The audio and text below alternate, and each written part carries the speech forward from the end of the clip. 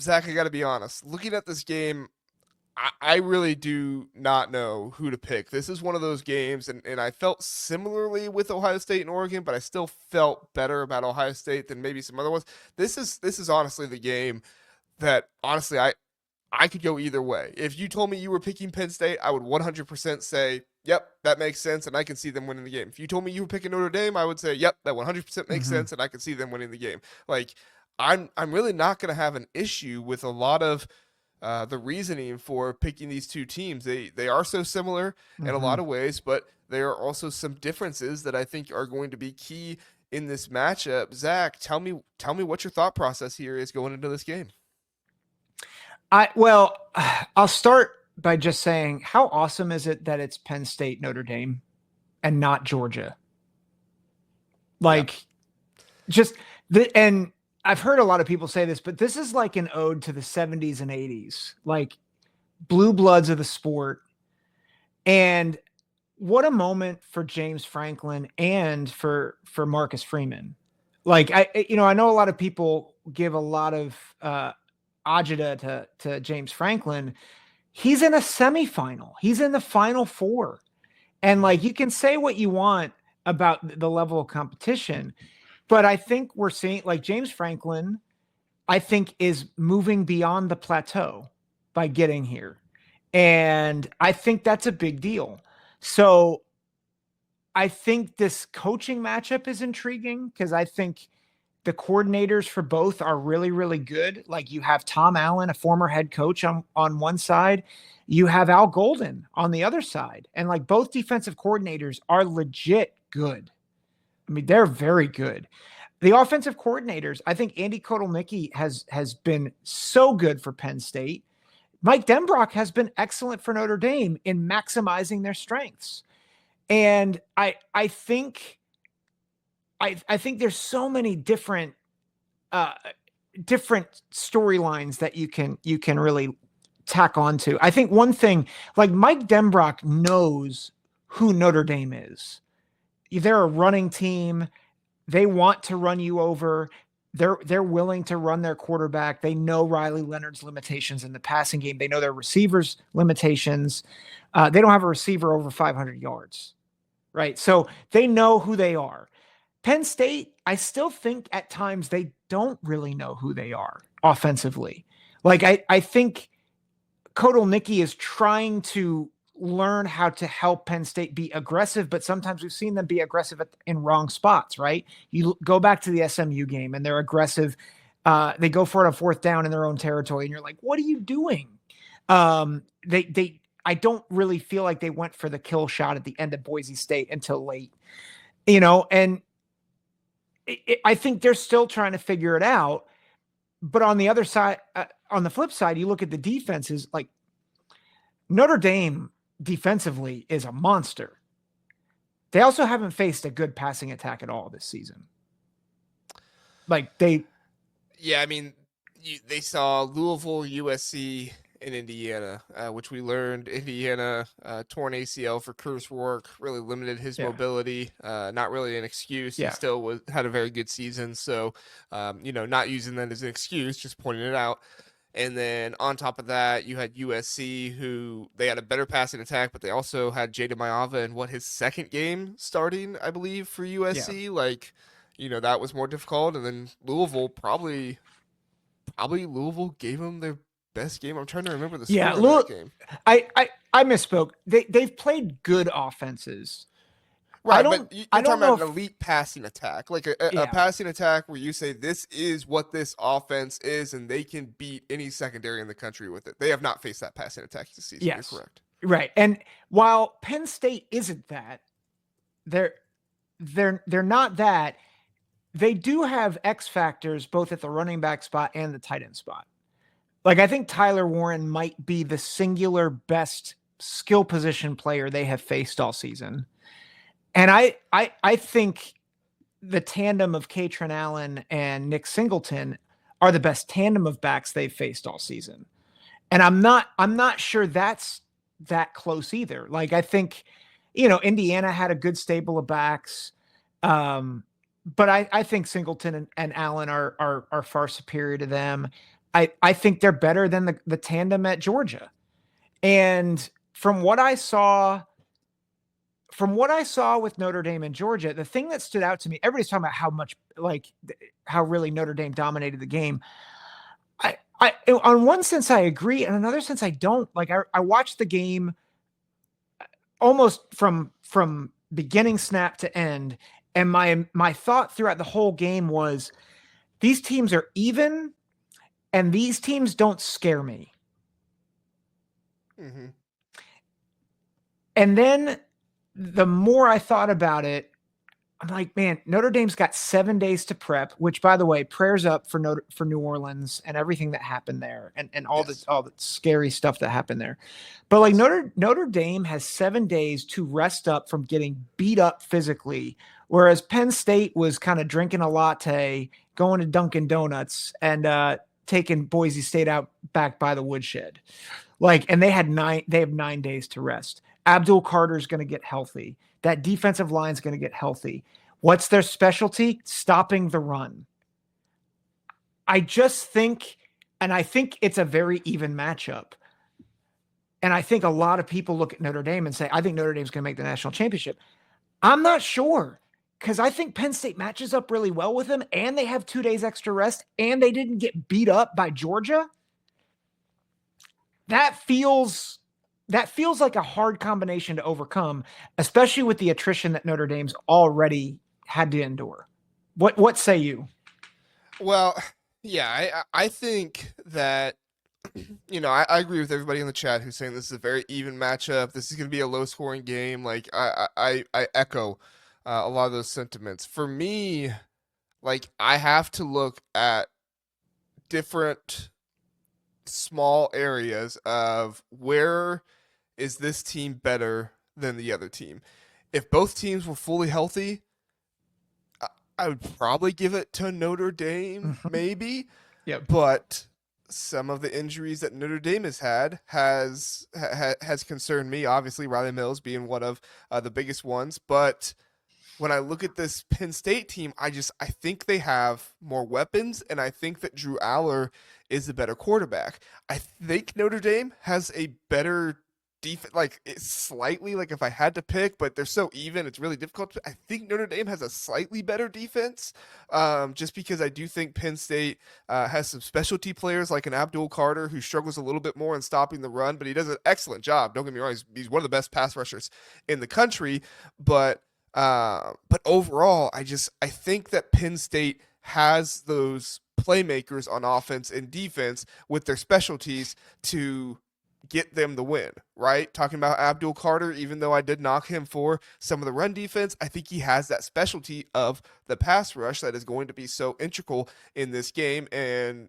putting Riley Leonard in bad situations. I think Tyler Warren has that piece of his game that is so integral for the tight end position where he can just do anything. You can see Tyler Warren playing any position on offense. He has played center, he has played tight end, he has played wide receiver, he's played running back, he's played quarterback. He has done all of these things. And so Andy Kotelnicki has the ultimate wild card in his hand to say, I will do whatever I want with this player, and you cannot stop him. It does not matter what I want to do. I have him, and you cannot stop him. Same thing with the running back duo that you mentioned, Nicholas Singleton and Katron Allen. I mean, I said it before the Boise State game. These two would remind people why they are one of the best, if not the best, running back duos in the country. Now, I think there's another one or two that's better, but I can definitely hear an argument for Nicholas Singleton and Katron Allen being the best running back duo in the country. And I look at all that and say, but will Andy Kotelnicki get too cute? Because that's kind of what he did a little bit against Boise State. Yep. And I know that there's some thought process there of like, well, the play calling wasn't that bad. It wasn't that bad, right? We're not sitting here saying, oh, the play calling was awful or anything like that. A lot of it was you want to run Katron Allen because the safeties were coming up. I mean, I get it, but then you also want to throw over the top. I felt like you had so much success as Penn State with such a high lead that you could have just kept running Katron Allen. But I also get where Andy Kotelnicki was coming from. So I look at this, I say, Both teams have excellent offensive and defensive coordinators. Both teams have excellent coaches in my mind. I think James Franklin gets far too much hate for what he's done and losing some games to Michigan and Ohio State. I think he gets far too much hate for that. I think that James Franklin is proving in the college football playoffs that he is a better coach than people give him credit for. And I don't know if I buy into the Georgia stuff, playing Georgia, being less beat up as much as you do. I'm definitely not saying it's not a thing. I'm just saying I don't know if I buy into it as much as you do. But every time I look at this game and say, what is this going to come down to? I say Penn State just has better players in my mind. And so in this game, if I'm thinking who has the better players, I'm not thinking about coaching or anything like that. I'm just thinking who has the better players. I think Penn State does. And I think that's where I'm going to lean on picking this game. Yeah. I think for me, the beat upness, like I think the defense, I think it might show up there, like in trying to stop Penn State's run game, particularly with Riley Mills out. But I think where it's really going to hurt them is Jeremiah Love has been playing hurt, who I think is the most dynamic player on Notre Dame's offense. And if he is not 100%, it's like, well, Kadarian Price is like, he's dynamic too. And Riley Leonard will move the chains as a runner. Like he was very effective against Georgia. And I think he will run at least 10 to 15 times against Penn State. Like that, like that is part of their recipe for success. But I question how effective that's going to be when Penn State has experience in playing more dynamic offenses and trying to shut them down. Like, we talked about who Notre Dame has played. Well, Penn State's also had to play USC, and they played him when Miller Moss was playing. Right. And it's like Miller Moss was working well in that system. I still think they pulled the trigger on Mayava too early, but they've played Ohio State. They've played Oregon. And while the Oregon game, you might say, well, Oregon scored 45 points, but also they had some big stops in that game, right? Like it wasn't all domination by Oregon's offense. And regardless of what you think about the Rose Bowl, Penn State, Oregon's offense is one of the most effective offenses and one of the most high flying offenses in the country. And Penn State had to play them. I just don't see the weaponry for Notre Dame to be able to go, And while I think their offensive line has really risen to the occasion, I think their defensive line has really risen to the occasion. I think Penn State's going to be able to do things that affect Notre Dame enough where they can get a close win. I think it's going to be a great game.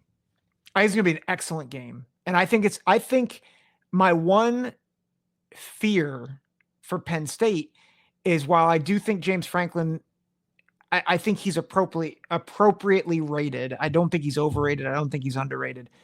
I think we are starting to see just how darn good Marcus Freeman is as a coach.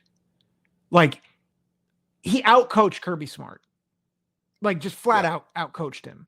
And I think that's on the table, that if Notre Dame wins this game, it's because Marcus Freeman, again, has a Jim Tressel-esque coaching performance with special teams and with play calls, coaching decisions. Like, I think that's on the table, and that's nothing against James Franklin. I just think Marcus Freeman, we're seeing how great he is as a coach. But I think your comment about players matters. And I think Penn State I think they can match the lines, and I think they have the more explosive players. And so I'm going 20-16. And I think Notre Dame has a shot to win it at the end, but ultimately there's a big sack by Abdul Carter or Denai Dennis Sutton that really ends the game. Yeah, I can't say I disagree. I was going to say 17-13 Penn State in this one. I think Penn State has more opportunities to move the ball. Don't get me wrong, I'm not trying to disrespect Notre Dame. I think that Notre Dame, their win against Georgia was huge. I think that Marcus Freeman coached like crazy in that one and did a very good job. But again, you look at the weapons that Penn State has: Tyler Warren, Drew Aller, Nicholas Singleton, Katron Allen. And I do think their wide receivers have improved. I don't think you see the gaudy numbers, but I do feel like ever since that Ohio State game, I really do feel like their wide receivers have been getting better. Like I said, you're not going to see the gaudy numbers, but you saw in that Oregon game, the wide receivers get down the field more, and Andy Kotelnicki trusting them more. You saw in that Boise State game, Andy Kotelnicki was trusting the wide receivers down the field more. Now, did they always deliver? No. I mean, they're not perfect, and they aren't one of the best wide receiver corps in the country. That's not what I'm saying, but I think they're getting better. And so for me, I'm going to go with this one. Penn State 17, Notre Dame 13. I think if Notre Dame gets some kind of special team score, blocked punt or something like that, that will be the difference. That will be what wins them the game. I think if you see a late game block punt or something, I think Notre Dame could win this game 20-17 or whatever. But I think if Penn State plays clean ball, if Penn State plays to their strengths and, does a good job, and I don't think the pass rush will be completely irrelevant. I see what some people, I forget who it was in the chat, somebody said sit Carter and put in a bigger body. I still think you need Carter in the game, and it does sound like he's going to play in this game based on James Franklin and what he had to say, because in the game against against Georgia, Riley Leonard still dropped back to pass 30 times in that game. Yeah. So, I mean, he only threw the ball 24 times, but he dropped back to pass 29 times. I apologize, 29, not 30. So there's going to be opportunities to sack the quarterback. And even on that first drive for Notre Dame, they were dropping Riley Leonard back more than I felt like they should. Now, they had some negative plays to contribute to that, so I get it. But still, I don't think Notre Dame has that offense to get out of I forget what it was, like 3rd and 8, 3rd and 10 or something like that to do that. And you knew Georgia's offense wasn't good enough to move the ball on your defense consistently. So just punt the ball away and play the field position battle, which, I'm not going to fault too much because I do think that being aggressive works out well. But yeah, so we're both picking Penn State you picked them by 4, and I picked them by 4. Yep. Wow. Yeah, PSU Jim, he says 30 dropbacks and only 90 yards passing. Yeah, I have PFF pulled up. He had a 56 passing grade in that Georgia game, which is not very good. And don't get me wrong, he has had some good games passing this year, so I'm not trying to completely, talk bad about Riley Leonard. And I do like Riley Leonard. That's the thing too. I like him as a player. He did a good job passing with his PFF grade against Florida State and Navy. He actually came on pretty well against Indiana as a passer too. So, but yeah, Georgia really got after him, and I think Penn State can do the same thing. Yeah, I think it's just important to note though, because I think people look at the stats and are like, oh, Notre Dame's trash, or Riley Leonard, how could he only throw for 90 yards? I think you do have to remember, in a lot of ways, I think Marcus Freeman is a lot like Jim Tressel. And, remember that, for those of you who are really young, you probably don't remember 2002 when they won the national championship. Craig Krenzel went 7 of 21, threw for 80 yards in that game. But his legs were the difference. Mm-hmm. And I think in a lot of ways, that's how Notre Dame's going to win games. And so we're both picking Penn State because we think that they're a little bit more explosive. But, and I say big but here, Notre Dame winning this game will not shock me at all. And it would not shock me even if they have under 100 passing yards again. Because that's how they're going to win.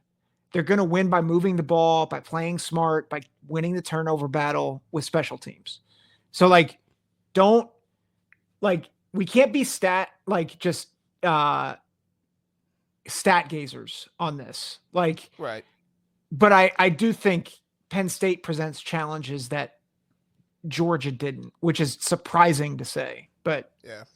And I think you make an excellent point about the running quarterbacks. Like it is proven that when a quarterback gets hit more, they have a tougher time throwing the ball, being accurate, like all those things. So, that's one of the reasons why a lot of coaches don't want their quarterback running at all because they know it takes away from the passing game. But, Marcus Freeman obviously is okay with that happening because he recognizes the benefit of Riley Leonard as a runner. And, he also, I assume, I don't have Marcus Freeman on the record saying this, but I could assume that he probably doesn't think that Riley Leonard is going to win him a college football playoff game with his arm. He might, but I just wouldn't bet on it happening. Like it's one of those things where it's like he could, but I'm not gonna. Yeah. John says 23-20 Notre Dame. I really don't know who to pick. This is just such a pure guess. It really can go either way. I'm with you, John. I think it can. And also too, this is a game I think a blowout by Penn State is more likely than a blowout by Notre Dame. Would you agree with that? I wouldn't pick it, but I could see Penn State winning 31-17 or something like that. So I'll push back a little bit because I think there's a world where Penn State actually shoots themselves in the foot with turnovers, and it could avalanche on them pretty bad. That's possible. That's possible. I really like this answer from JR. Perpetual wrong person, Paul Feinbaum picked Notre Dame, so I'll take Penn State by at least 10. That's some good thought process there, Joe. Mr. Bucknuts says, I got Penn State 27-23. I think that's a good pick. I think that's a good pick. So a little more scoring than I got, but yeah, we'll see. It could happen. It could definitely happen. All right, Zach, you want to talk about Ohio